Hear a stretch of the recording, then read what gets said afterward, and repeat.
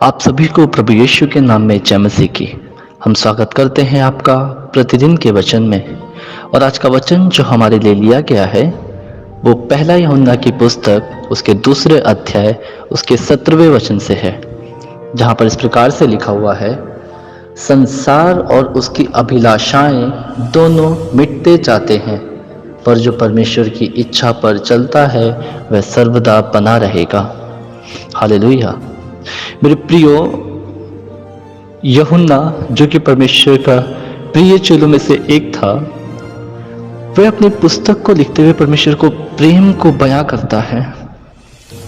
और इस पत्रियों में वह बताता है कि किस प्रकार से परमेश्वर हम में बना रहना चाहता है और किस प्रकार से हमें परमेश्वर में बने रहना चाहिए।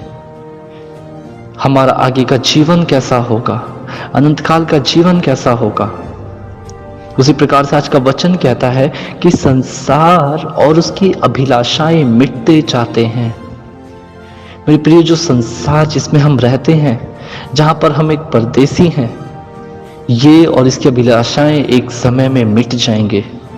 आपने देखा होगा, हम किसी चीज की अभिलाषा करते हैं, उसके बाद कुछ दिन बाद हम उस चीज को छोड़ के किसी और चीज की अभिलाषा करते हैं, फिर उसे छोड़ के किसी और चीज की। तो इसी प्रकार से मेरे प्रियो, हमारा जो मन है, जो सांसारिक मन है, उसकी अभिलाषाएं मिटते जाते हैं, खत्म होती जाती हैं, और ये संसार भी धीरे धीरे खत्म होता जाता है। लेकिन जो परमेश्वर की इच्छा पर चलता है वह सर्वदा बना रहेगा। मेरे प्रियो, अगर आप और मैं सर्वदा बने रहना चाहते हैं, चीजों की तरह मिटना नहीं चाहते, तो यहां पर एक बात लिखी है कि जो परमेश्वर की इच्छा पर चलते हैं। मेरे प्रियो, आज दुनिया भर में देखा जाए तो कई सारी आपदाओं में लोग मर रहे हैं। शायद वो अपने पापों का अंगीकार भी नहीं कर रहे हैं। उसमें से बहुत से ऐसे लोग हैं जिन्होंने परमेश्वर के बारे में, मसीह यीशु के बारे में सुना भी नहीं होगा।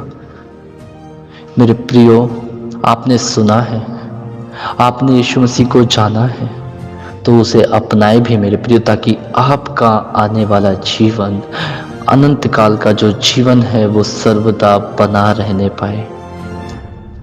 आप भी संसार की अभिलाषाएं और इस संसार के समान मिटते ना जाएं, परंतु आपका भरोसा मसीह यीशु पर हो, जो कि सर्वदा बना रहेगा। हालेलुया।